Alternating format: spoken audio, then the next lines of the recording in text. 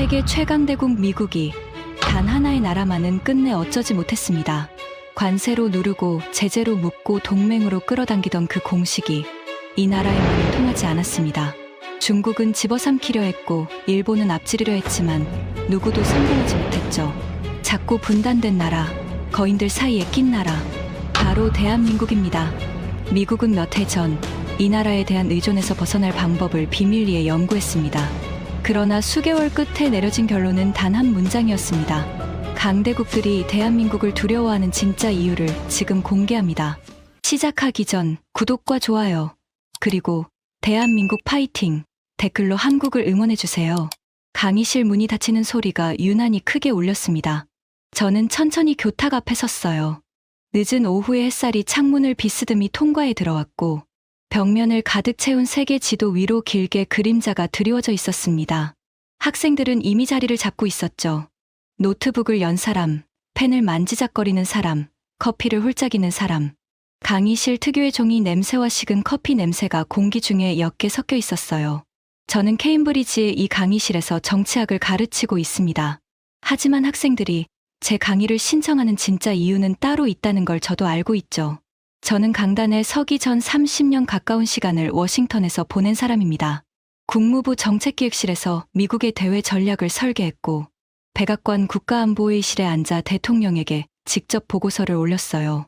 그 방에서 어떤 결정이 내려지는지, 어떤 나라가 어떤 취급을 받는지 저는 누구보다 가까이서 지켜봤습니다. 오늘 강의의 주제는 미국의 패권이었어요. 저는 마커를 들지 않았습니다. 칠판에 아무것도 쓰지 않았죠. 그냥 학생들을 한 명씩 천천히 둘러봤습니다. 그 침묵이 10초쯤 흘렀을 때 강의실은 완전히 조용해졌어요. 누군가 들고 있던 펜이 책상에 닿는 작은 소리까지 들릴 정도였습니다. 그리고 저는 입을 열었어요. 지난 반세기 동안 미국은 거의 모든 나라를 원하는 방향으로 움직여 왔습니다. 학생들이 고개를 끄덕였습니다. 당연한 이야기였으니까요. 우리는 관세로 누르고 제재로 묶고 동맹으로 끌어당겼죠. 거대한 경제도 핵을 가진 강국도 결국엔 우리 앞에서 계산기를 두드려야 했습니다. 그게 미국이라는 나라의 힘이었어요. 저는 잠시 말을 멈췄습니다. 그런데 말입니다. 그 반세기 동안 이 공식이 단 한 번도 제대로 통하지 않은 나라가 딱 하나 있었습니다. 강의실의 공기가 미세하게 달라지는 게 느껴졌어요. 노트북을 두드리던 손가락들이 멈췄습니다. 몇몇 학생이 서로를 힐끔 쳐다봤죠. 앞줄에 앉은 미국 학생 라이언 카터가 가장 먼저 반응했습니다. 자신감 넘치는 표정에 팔짱을 낀 그는 정치외교를 전공하는 학생이었어요. 교수님, 그 정도 나라라면 결국 또 다른 초강대국이라는 말씀이신가요? 러시아 아니면 중국? 저는 고개를 가로저었습니다. 아니요. 뒷줄에서 손이 올라왔어요. 경제학 박사 과정에 있는 중국인 학생, 천하우였습니다. 그는 늘 날카롭고 자신만만한 사람이었죠. 입가에 살짝 웃음기마저 띄고 있었습니다. 그럼 답은 정해진 거 아닙니까? 미국이 어쩌지 못하는 나라. 그건 제 조국, 중국이겠죠. 세계 2위 경제 대국이니까요. 강의실 곳곳에서 작은 웃음이 새어나왔습니다. 천하우는 어깨를 으쓱했어요. 자신의 답이 너무 당연하다는 표정이었죠. 저는 천하우를 잠시 바라봤습니다. 그리고 천천히 말했어요. 중국도 아닙니다. 이번엔 강의실이 술렁였어요. 학생들의 표정에 의아함이 번졌습니다. 러시아도 중국도 아니라면 도대체 어떤 나라란 말인가. 그 눈빛들이 저에게 일제히 쏟아졌어요. 저는 한 글자 한 글자 또박또박 발음했습니다. 대한민국입니다. 순간 강의실이 정적에 휩싸였어요. 그러더니 누군가의 입에서 헛웃음이 터져 나왔습니다. 천하우였어요. 그는 믿을 수 없다는 듯 고개를 절레절레 흔들며 말했습니다. 교수님, 농담이시죠? 한국이요? 인구는 우리의 30분의 1도 안 되고 땅덩어리는 우리 성 하나보다 작은 나라 아닙니까? 그 나라가 미국이 어쩌지 못하는 나라라고요? 라이언도 피식 웃으며 거들었어요. 저도 동의하기 어렵습니다, 교수님. 한국은 우리 미국의 동맹국이잖아요. 우리가 군대를 주둔시키고 우리가 안보를 책임지는 나라요. 솔직히 말해서 우리 보호 아래에 있는 나라 아닌가요? 강의실 여기저기서 동조하는 웅성거림이 일었습니다. 고개를 끄덕이는 학생들, 옆 사람과 소곤거리는 학생들. 분위기는 명백했어요. 다들 제 말을 진지하게 받아들이지 못하고 있었습니다. 그 순간 일본에서 온 학생 타카하시 켄이 조심스럽게 그러나 분명한 어조로 손을 들었어요. 그는 정치학을 전공하는 차분한 인상의 학생이었습니다. 교수님, 외람된 말씀이지만 한 가지 짚고 싶습니다. 저는 일본 사람입니다. 그리고 우리 세대는 한국을 솔직히 말씀드리면 여전히 우리보다 한참 뒤에 있는 나라로 배우며 자랐습니다. 기술도 경제도 우리가 앞서갔고 한국은 우리를 쫓아오는 나라였죠. 그런 한국이 미국조차 어쩌지 못하는 나라라는 건 저로서는 도무지 받아들이기 어렵습니다. 저는 그의 말을 끝까지 들었습니다. 그리고 작게 미소 지었어요. 솔직하게 말해줘서 고맙습니다, 켄. 사실 여러분이 지금 보이는 그 반응이 제가 오늘 이야기하려는 것의 출발점이거든요. 저는 강의실 전체를 천천히 둘러봤습니다. 여러분은 지금 웃고 있습니다. 한국이라는 답이 우습게 들리니까요. 좋아요. 그 웃음, 기억해 두세요. 이 강의가 끝날 때쯤 여러분이 그 웃음을 그대로 유지할 수 있을지 저는 무척 궁금하거든요. 강의실의 웃음기가 조금 가셨습니다. 하지만 여전히 대부분의 눈빛엔 회의가 가득했어요. 저는 그 회의를 정면으로 마주한 채 다음 말을 준비했습니다. 저는 교탁에 두 손을 짚고 학생들에게 물었습니다. 좋습니다. 그럼 반대로 가보죠. 여러분이 보기에 한국이 별것 아닌 나라인 이유는 뭡니까? 솔직하게 마음껏 말해보세요. 오늘은 그게 시작입니다. 기다렸다는 듯 손들이 올라왔어요. 천하오가 가장 먼저 입을 열었습니다. 그는 자신만만하게 손가락을 하나씩 꼽았어요. 첫째, 인구입니다. 5천만 명대죠. 우리 중국의 거대한 내수 시장과는 비교 자체가 안 됩니다. 둘째, 영토예요. 작습니다. 셋째, 자원이 없어요. 석유도, 가스도, 희토류도 없는 나라입니다. 넷째, 식량 자급조차 못해요. 이런 나라가 어떻게 세계를 좌우합니까? 라이언이 이어받았습니다. 저는 안보 이야기를 하고 싶습니다. 한국은 휴전선 하나를 사이에 두고 적과 마주한 나라예요. 자기 나라 방어조차 우리 미국 없이는 장담 못하는 처지죠. 전시작전권 이야기를 꺼낼 것도 없이 그냥 우리가 빠지면 흔들리는 나라입니다. 다른 학생도 거들었어요. 유럽에서 온 한 학생이었습니다. 지정학적으로도 그래요. 중국과 일본, 러시아라는 거인들 사이에 끼어 있잖아요. 역사적으로 늘 강대국들 틈바구니에서 눈치를 봐야 했던 나라고요. 그런 나라가 무슨 독자적인 힘을 가질 수 있겠습니까? 타카하시도 차분하게 덧붙였습니다. 기술 이야기를 하자면 한국이 따라온 길은 결국 일본이 먼저 걸은 길이었습니다. 자동차도 전자제품도 우리가 만든 다음에 한국이 배운 거예요. 후발주자가 선두를 위협할 수는 있어도 선두를 두렵게 만든다는 건 다른 이야기죠. 강의실은 점점 한쪽으로 기울었습니다. 학생들의 목소리에 점점 확신이 실렸어요. 서로의 의견에 고개를 끄덕이고 동조하는 눈빛을 주고받으면서 그들은 하나의 결론을 함께 단단히 다지고 있었습니다. 한국은 작고 약하고 누군가에게 기대야만 하는 나라라는 결론을요. 저는 그 광경을 잠자코 지켜봤습니다. 그리고 마음 한구석이 묘하게 저려왔어요. 왜냐하면 저 학생들이 지금 쏟아내는 그 모든 말들이 사실은 오래전 제가 했던 말과 토씨 하나 다르지 않았기 때문입니다. 저는 한참 만에 입을 열었습니다. 여러분 말이 다 맞습니다. 학생들이 의아한 표정을 지었어요. 자신들의 주장을 부정할 줄 알았는데 인정해버리니 오히려 당황한 거죠. 인구 적습니다. 땅 작아요. 자원 없습니다. 분단된 나라고요. 강대국들 사이에 끼어 있죠. 다 사실입니다. 반박할 생각 없어요. 저는 잠시 숨을 골랐습니다. 그리고 학생들의 눈을 하나하나 마주 보며 말했어요. 그런데 말입니다. 제가 왜 이렇게 여러분 말에 다 동의하는지 아십니까? 제가 그 누구보다 그렇게 믿었던 사람이기 때문입니다. 강의실이 다시 조용해졌어요. 오래전 제가 아직 젊은 분석관이던 시절이었습니다. 워싱턴의 한 회의실에서 저는 아시아의 미래를 전망하는 보고서를 작성하는 일을 맡았어요. 수십 개 나라의 운명을 몇 페이지짜리 문서로 정리하는 일이었죠. 그 보고서에서 한국에 대해 제가 뭐라고 썼는지 아십니까? 저는 천천히 말했습니다. 한국은 영원히 강대국의 종속 변수에 머물 것이다. 자력으로 세계 질서에 영향을 미칠 가능성은 사실상 없다. 그렇게 적었습니다. 학생들의 눈이 조금 커졌어요. 그 문장을 쓸 때 저는 한치의 의심도 없었습니다. 지금 여러분이 그렇듯이요. 그리고 그 보고서는 위로 올라갔고 정책이 되었고 한동안 미국이 한국을 바라보는 시선의 바탕이 됐습니다.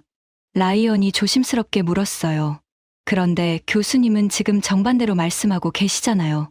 그렇다면 그 보고서가 틀렸다는 말씀이신가요? 저는 그를 똑바로 바라봤습니다. 틀렸습니다. 라이언. 제 생애에서 가장 크게 틀린 판단이었어요. 그리고 저는 그 사실을 깨닫기까지 30년이 넘게 걸렸습니다. 강의실에 묘한 긴장이 감돌았어요. 그토록 확신에 차 있던 학생들조차 평생 미국의 전략을 짠 노학자가 자신의 가장 큰 오판을 고백하는 그 무게 앞에서는 함부로 입을 열지 못했습니다. 처나오만이 여전히 굽히지 않았어요. 그는 팔짱을 끼며 말했습니다. 교수님, 한 사람의 판단이 바뀌었다고 해서 한국이라는 나라의 객관적 위상이 바뀌는 건 아니지 않습니까? 저는 여전히 숫자가 더 정직하다고 봅니다. 인구, 영토, 자원. 이게 국력의 기본이에요. 저는 고개를 끄덕였습니다. 좋은 지적입니다. 하우. 정말 좋은 지적이에요. 그럼 우리 숫자 이야기를 해봅시다. 다만 그 전에 아주 간단한 것 하나만 먼저 확인하고 가죠. 저는 강의실을 천천히 둘러봤습니다. 여러분, 지금 그 손에 들고 있는 물건부터 봅시다. 저는 강의실 전체를 향해 손을 펼쳤습니다. 지금 이 강의실 안에서 한국과 아무 상관없이 작동하는 물건을 단 하나만 찾아보세요. 딱 하나면 됩니다. 학생들이 어리둥절한 표정을 지었어요. 처나오가 가볍게 코웃음을 쳤습니다. 교수님, 너무 쉬운 거 아닙니까? 제 손에 있는 이 스마트폰만 해도 미국 회사 제품인데요. 저는 미소를 지었습니다. 그래요? 그 스마트폰을 한번 뒤집어 볼까요? 그 안에 들어있는 메모리 반도체, 그러니까 데이터를 저장하고 불러오는 그 칩 말입니다. 그게 어느 나라 제품인지 아십니까? 처나오가 멈칫했어요. 전 세계 메모리 반도체 시장에서 삼성과 SK 하이닉스라는 한국의 두 회사가 차지하는 비중이 압도적입니다. 데이터를 저장하는 칩의 상당수가 이 두 회사 손에서 나옵니다. 미국 회사가 설계한 그 스마트폰의 심장에 한국산 칩이 박혀 있다는 뜻이에요. 라이언이 자기 노트북을 내려다봤습니다. 제 노트북도 마찬가지인가요? 마찬가지입니다. 라이언. 그 안에도 들어있어요. 그리고 더 중요한 건 따로 있습니다. 여러분이 지금 이 강의실에서 와이파이로 연결하는 그 모든 정보, 그게 어디로 가는지 아십니까? 거대한 데이터 센터로 갑니다. 인공지능을 돌리고 영상을 저장하고 전 세계의 정보를 처리하는 그 어마어마한 시설들이요. 저는 잠시 말을 멈췄어요. 그 데이터 센터들이 무엇으로 돌아갈까요? 바로 메모리 반도체입니다. 그리고 그 칩의 상당 부분이 한국에서 옵니다. 강의실이 조용해졌어요. 학생들의 표정에서 처음으로 가벼운 동요가 스쳐 지나갔습니다. 저는 화면을 켰습니다. 프로젝터에서 빛이 쏟아졌고 스크린 위로 거대한 데이터 센터의 내부 사진이 떠올랐어요. 끝도 없이 늘어선 서버의 행렬이 학생들의 눈앞에 펼쳐졌습니다. 여러분이 매일 쓰는 검색, 영상, 인공지능. 이 모든 것이 한국산 메모리 위에서 돌아가고 있습니다. 미국의 가장 거대한 기술 기업들조차 이 칩이 없으면 단 하루도 버티기 어려워요. 이때 그동안 한마디도 하지 않고 조용히 듣고만 있던 한 학생이 처음으로 입을 열었습니다. 독일에서 온 루카스 마이어였어요. 그는 신중하고 논리적인 사람으로 쉽게 흥분하거나 단정 짓지 않는 성격이었죠. 교수님, 흥미롭네요. 솔직히 저도 한국을 그저 제조업 잘하는 중견 국가 정도로만 생각했습니다. 그런데 지금 말씀을 들으니 적어도 이 방 안에서는 교수님 말씀을 반박하기가 쉽지 않군요. 계속 들어보고 싶습니다. 저는 루카스를 향해 가볍게 고개를 끄덕였습니다. 강의실에서 처음으로 단 한 사람이지만 마음의 문을 살짝 연 순간이었어요. 하지만 처나오는 여전히 물러서지 않았습니다. 그는 의자에서 몸을 앞으로 기울이며 반박했어요. 교수님, 잠깐만요. 반도체 하나로 너무 멀리 나가시는 거 아닙니까? 칩 하나 잘 만든다고 그 나라가 미국을 어쩌지 못하게 만든다고요? 그건 비약입니다. 부품 공급사일 뿐이잖아요. 부품은 언제든 다른 데서 구할 수 있어요. 저는 그의 눈을 똑바로 바라봤습니다. 그리고 차분하게 대답했어요. 하오, 정말 그럴까요? 언제든 다른 데서 구할 수 있을까요? 처나오가 입을 열려다 멈칫했습니다. 그 질문에 대한 답이 오늘 강의의 핵심입니다. 그리고 저는 그 답을 찾기 위해 지난 몇 년간 다시 워싱턴에 불려 다녀야 했어요. 제가 30년 전에 틀린 보고서를 썼던 바로 그 방으로 말입니다. 학생들의 시선이 다시 저에게 집중됐습니다. 강의실 창밖으로는 어느새 해가 기울기 시작했고 긴 그림자가 책상들 위로 천천히 드리워졌어요. 누군가 마른 침을 삼키는 소리가 들렸습니다. 반도체는 시작일 뿐입니다. 진짜 이야기는 지금부터예요. 저는 다음 슬라이드로 넘어갈 준비를 했습니다. 라이언은 어느새 팔짱을 풀고 있었고 타카하시는 펜을 고쳐주었으며 루카스는 노트에 무언가를 적기 시작했습니다. 천하오만이 여전히 입을 굳게 다문 채 그러나 아까보다는 조금 더 진지해진 눈빛으로 저를 바라보고 있었어요. 저는 천천히 숨을 들이쉬었습니다. 이제 그들이 평생 당연하다고 믿어온 세계의 그림을 한 조각씩 무너뜨릴 시간이었으니까요. 저는 새 슬라이드를 띄웠습니다. 화면에 세계 메모리 반도체 시장의 점유율을 나타낸 그래프가 떠올랐어요. 막대 2개가 다른 모든 것을 압도하고 있었습니다. 다시 반도체로 돌아가죠. 하오. 아까 부품은 언제든 다른 데서 구할 수 있다고 했습니다. 그 말을 한번 검증해 봅시다. 천하오가 턱을 들었어요. 네. 미국도 반도체를 만들잖아요. 공장 몇 개 더 지으면 되는 거 아닙니까? 돈이 없는 나라도 아니고요. 저는 고개를 끄덕였습니다. 맞아요. 공장은 지을 수 있죠. 그런데 그 공장에서 제대로 된 칩이 나오기까지 얼마나 걸리는지 아십니까? 저는 손가락을 들어 천천히 꼽았어요. 수년입니다. 그것도 운이 좋아야 그렇죠. 메모리 반도체라는 건 단순히 설계도만 있으면 찍어내는 물건이 아니에요. 수십 년간 쌓인 미세한 공정 기술, 수율을 끌어올리는 노하우. 그게 전부 사람의 손과 머릿속에 들어 있습니다. 돈으로 하루아침에 살 수 있는 게 아니에요. 라이언이 끼어들었습니다. 하지만 교수님, 우리 미국 기업들도 충분히 똑똑한데요. 똑똑하죠. 누구보다 똑똑합니다. 그런데 라이언, 흥미로운 사실을 하나 알려드릴까요? 미국의 가장 거대한 기술 기업들이 인공지능을 돌리기 위해 천문학적인 돈을 쏟아붓고 있습니다. 그 인공지능 반도체에는 특수한 메모리가 필요해요. 아주 빠르고 아주 정교한 메모리죠. 저는 잠시 말을 멈췄습니다. 그 특수 메모리를 사실상 만들어낼 수 있는 회사가 지구상의 손에 꼽습니다. 그리고 그 정점에 SK 하이닉스라는 한국 회사가 있어요. 인공지능 시대의 가장 뜨거운 심장부에 한국산 메모리가 박혀 있는 겁니다. 강의실이 조용해졌어요. 라이언의 표정에서 자신감이 한꺼풀 벗겨지는 게 보였습니다. 그는 무언가 말하려다 다시 입을 다물었어요. 이때 루카스가 천천히 손을 들었습니다. 그의 목소리는 차분했지만 어딘가 확신이 흔들리는 기색이 묻어 있었어요. 교수님, 저는 지금까지 들은 것만으로도 솔직히 인정해야 할 것 같습니다. 적어도 인공지능과 데이터, 이 핵심 영역에서만큼은 한국이 단순한 부품 공급사가 아니라는 거요. 없으면 안 되는 존재라는 거. 일리가 있는 것 같습니다. 강의실에 작은 파장이 일었어요. 가장 냉정하고 신중하던 루카스가 먼저 고개를 숙인 거니까요. 몇몇 학생이 루카스를 돌아봤습니다. 천하오만이 여전히 굽히지 않았어요. 루카스, 너무 성급한 거 아니야? 교수님, 인정합니다. 메모리는 한국이 강해요. 그런데 그거 하나로 나라 전체의 위상을 논하긴 어렵습니다. 한 분야 강하다고 세계를 쥐는 건 아니잖아요. 저는 그를 향해 미소 지었습니다. 좋습니다. 하오. 정확한 지적이에요. 한 분야만으로는 부족하죠. 그래서 제가 두 번째를 준비했습니다. 저는 화면을 넘겼습니다. 이번엔 전기차 한 대의 내부 구조가 떠올랐어요. 차체 바닥을 가득 채운 거대한 배터리 팩이 한눈에 들어왔습니다. 전기차 이야기를 해봅시다. 전기차에서 가장 비싸고 가장 중요한 부품이 뭘까요? 바로 이 배터리입니다. 차 한 대 값의 상당 부분을 차지하죠. 전기차의 심장이라고 불러도 좋아요. 저는 화면 위 여러 회사의 이름을 가리켰습니다.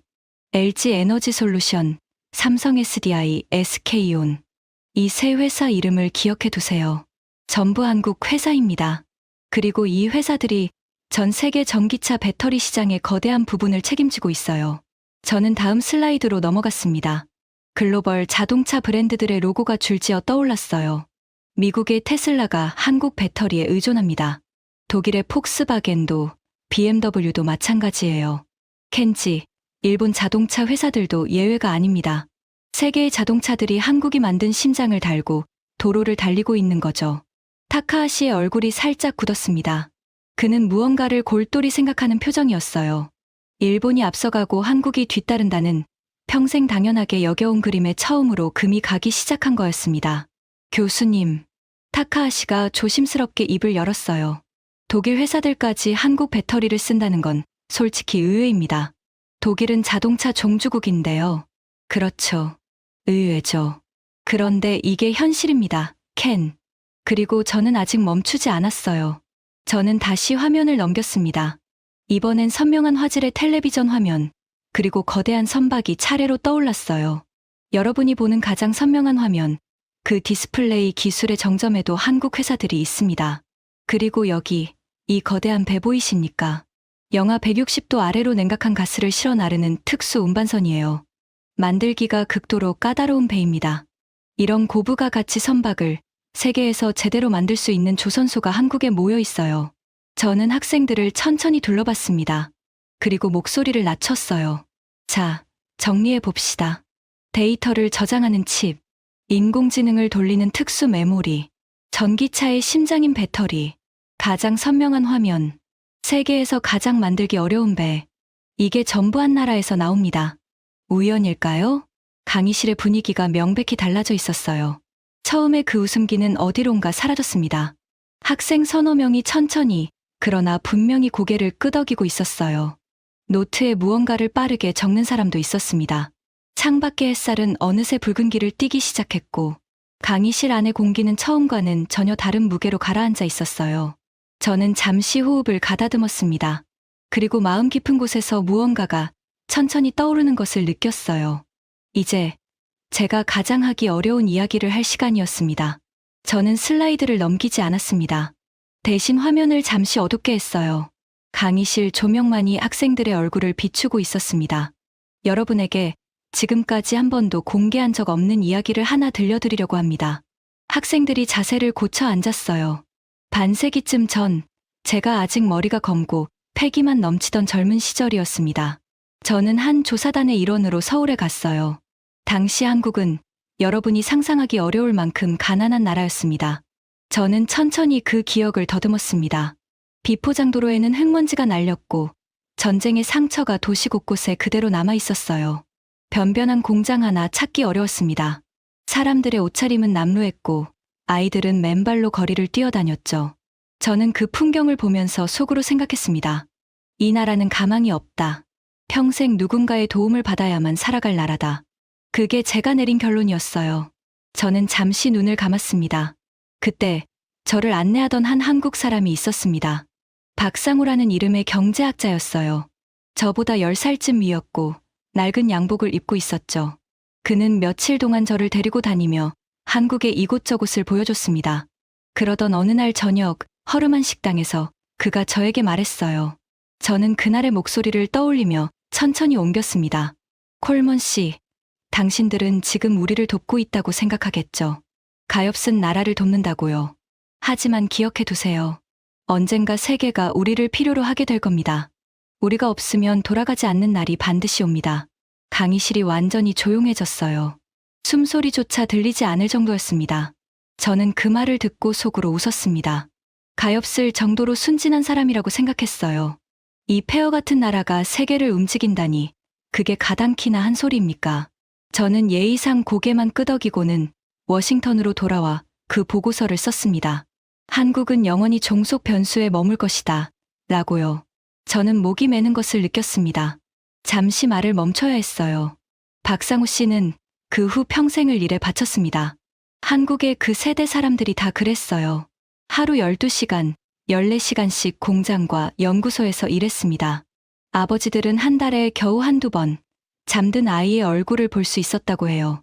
자기 세대가 누리지 못할 미래를 다음 세대를 위해 맨손으로 쌓아 올린 사람들이었습니다. 라이언이 조용히 물었어요. 그분은 지금 어떻게 되셨나요? 저는 그를 바라봤습니다.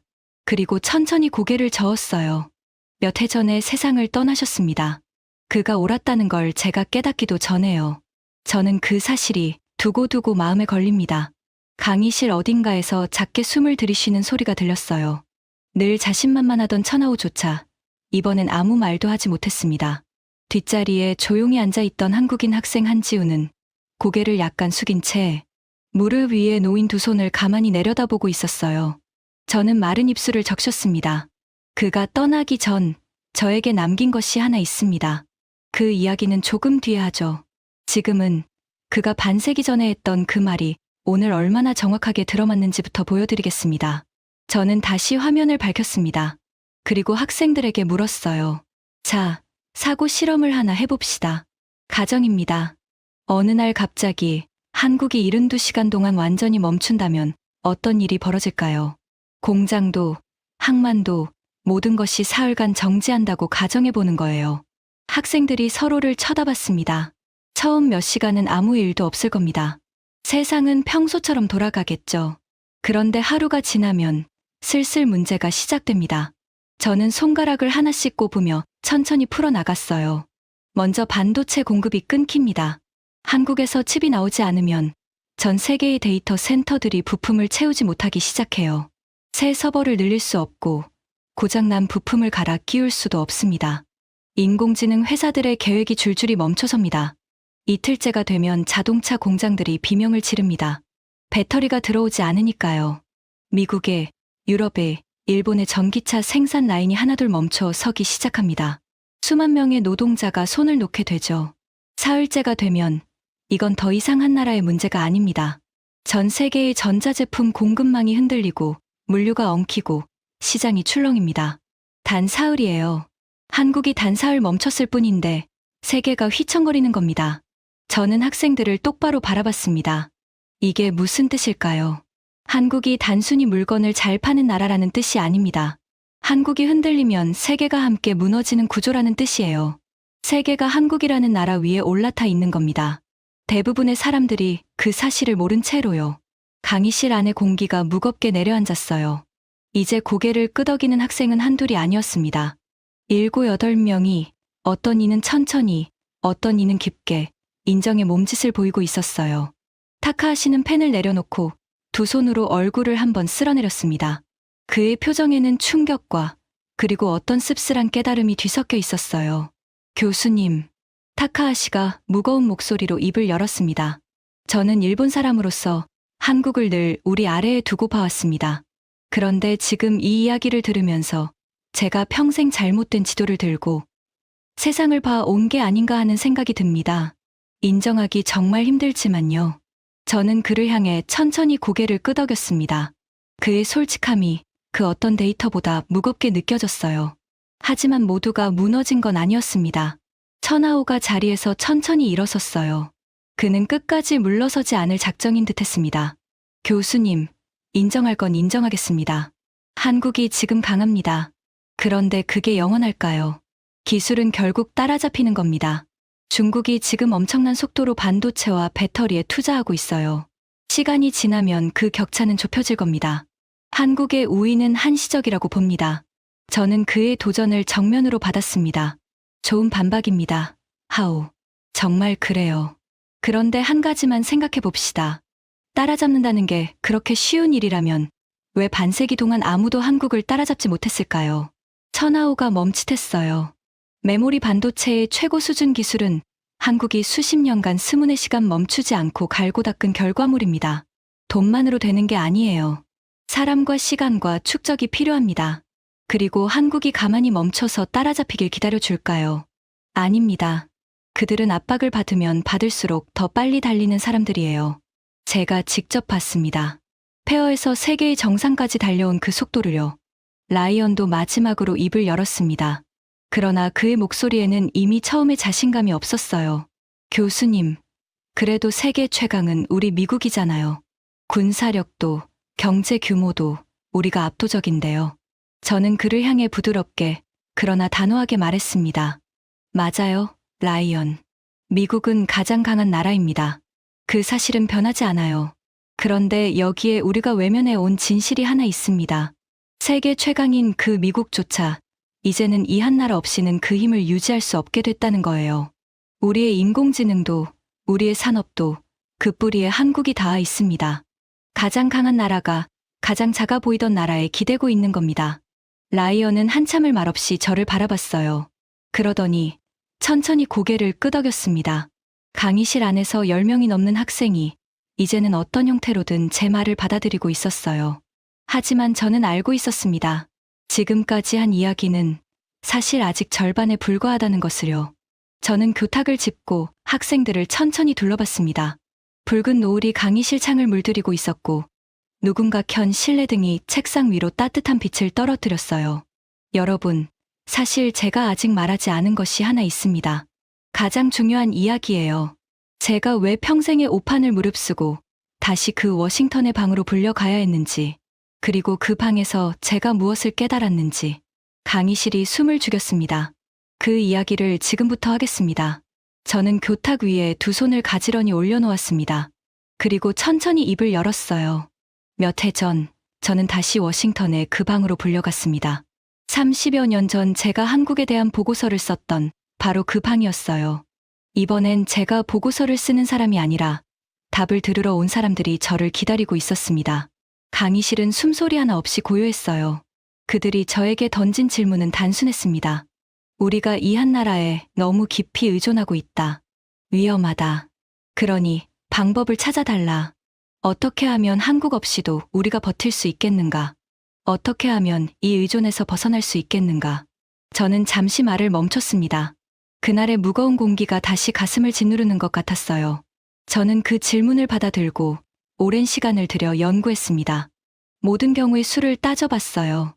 다른 나라로 공급망을 옮긴다면, 막대한 돈을 쏟아 새 공장을 짓는다면, 동맹국들과 힘을 합친다면, 저는 그 모든 시나리오를 하나하나 검토했습니다. 천하오가 자기도 모르게 몸을 앞으로 기울였어요. 그래서 결론이 뭐였나요, 교수님? 저는 그를 똑바로 바라봤습니다. 제 최종 보고서에는 단 한 문장만 적혀 있었습니다. 강의실의 모든 시선이 저에게 박혔어요. 대체할 수 없다. 누군가 숨을 멈추는 소리가 들렸습니다. 그게 전부였어요. 수개월의 연구 끝에 평생 미국의 전략을 짜 온 제가 내릴 수 있는 결론은 그 한 문장뿐이었습니다. 대체할 수 없다. 적어도 우리가 살아있는 동안에는요. 저는 목소리를 낮췄어요. 여러분, 강대국들이 한국을 두려워하는 진짜 이유가 이겁니다. 군대가 무서워서가 아니에요. 인구가 많아서도 땅이 넓어서도 아닙니다. 누구도 대체할 수 없기 때문이에요. 미국이 누를 수 없고 중국이 집어삼킬 수 없고 일본이 앞지를 수 없는 나라. 가장 강한 우리가 정작 가장 어쩌지 못하는 나라. 그래서 두려운 겁니다. 순간 천하오가 천천히 자리에서 일어섰습니다. 그의 얼굴에서는 처음에 그 오만한 웃음기가 완전히 사라져 있었어요. 그는 한참을 머뭇거리다 마침내 입을 열었습니다. 교수님, 저는 오늘 이 강의실에 들어올 때 한국 같은 작은 나라 이야기로 무슨 강의를 하나 싶었습니다. 그런데 지금은 제가 얼마나 좁은 눈으로 세상을 봐왔는지 부끄럽습니다. 인정합니다. 한국은 제가 생각하던 그런 나라가 아니었습니다. 강의실 곳곳에서 작은 탄성이 새어나왔어요. 가장 끝까지 버티던 사람이 무릎을 꿇은 순간이었습니다. 타카하시도 자리에서 일어섰습니다. 그의 눈가가 붉어져 있었어요. 저는 일본 사람으로서 이걸 인정하는 게 누구보다 힘듭니다. 그런데 인정하지 않을 수가 없네요. 우리가 한국을 내려다보는 동안 한국은 우리가 닿지 못할 곳에 올라가 있었습니다. 저는 오늘 평생 들고 다니던 잘못된 지도를 내려놓겠습니다. 바로 그때였어요. 강의실 맨 뒷줄에서 그동안 한마디도 하지 않고 조용히 앉아있던 한 분이 천천히 몸을 일으켰습니다. 해럴드 위트먼이었어요. 78배 노학자였고 한때 세계경제기구의 최고위직에 있던 분이었습니다. 강의를 청강하러 들렀다가 오늘 내내 한마디도 없이 자리를 지키고 있던 분이었죠. 강의실의 모든 시선이 그에게로 향했습니다. 그의 한마디가 갖는 무게를 모두가 알고 있었으니까요. 그는 천천히 그러나 또렷한 목소리로 말했습니다. 콜먼 교수, 나는 자네보다 더 오래 이 바닥에 있었네. 그리고 자네만큼이나 한국을 오래 과소평가한 사람일세. 오늘 자네 강의를 들으면서 나는 내 평생의 판단을 다시 써야 한다는 걸 알았어. 자네 보고서의 그 한 문장, 그게 맞네. 대체할 수 없는 나라야. 나는 그걸 공식적으로 인정하겠네. 강의실이 깊은 정적에 잠겼어요. 노학자의 인정 앞에서 그 누구도 입을 열지 못했습니다. 창밖의 노을은 이제 짙은 보랏빛으로 물들어 있었고 강의실 안에 모든 사람이 같은 깨달음의 무게를 함께 짊어진 채 앉아 있었어요. 저는 마지막 슬라이드를 띄웠습니다. 화면에 한 장의 흑백 사진이 떠올랐어요. 반세기도 더 전, 폐허가 된 도시의 모습이었습니다. 무너진 건물들, 흙먼지 날리는 비포장도로, 그 사이를 걸어가는 남루한 차림의 사람들. 이게 제가 젊은 시절에 본 그 나라입니다. 그때 그 나라는 한 사람이 1년 내내 일해도 손에 쥐는 돈이 채 100달러도 되지 않았어요. 세계에서 가장 가난한 나라 축에 들었습니다. 저는 이 풍경을 보며 가망이 없다고 적었습니다. 저는 화면을 넘겼어요. 이번엔 화려한 야경이 떠올랐습니다.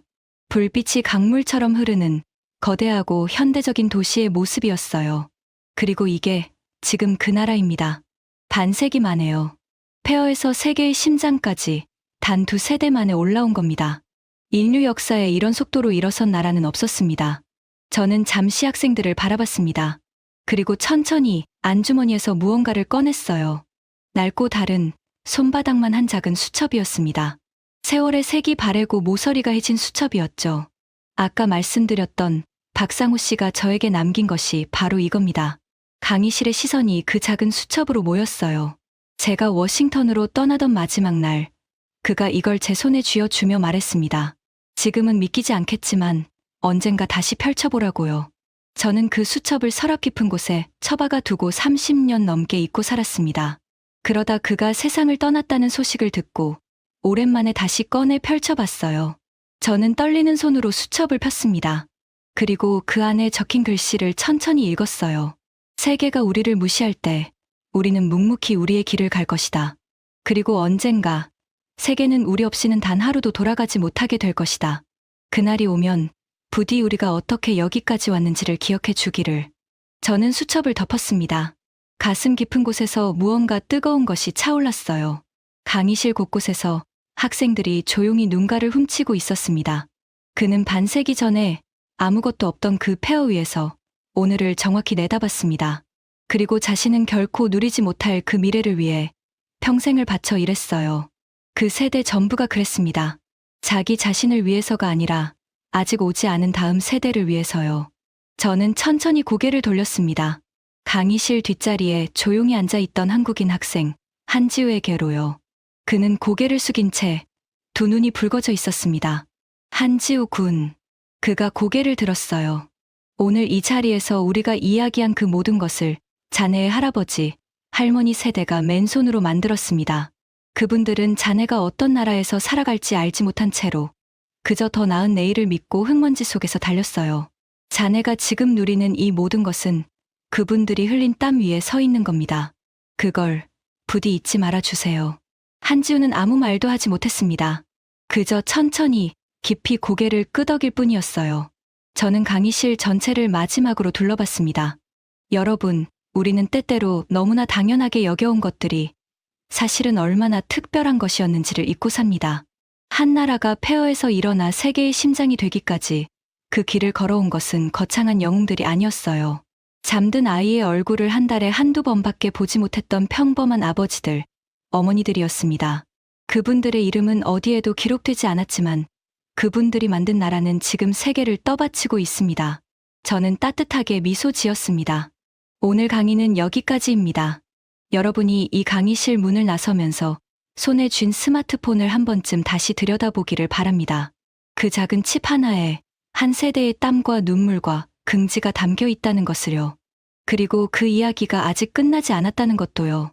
저는 천천히 고개를 숙여 인사했습니다.